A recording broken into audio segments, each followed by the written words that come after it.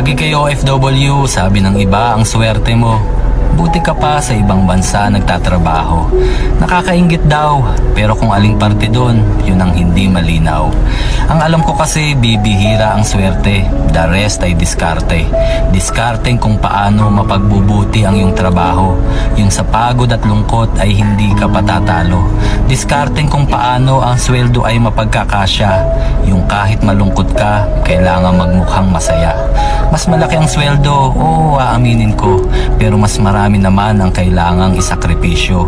At minsan pa ang masaklap na nagiging kapalit, relasyon sa pamilya ay nagiging mapait.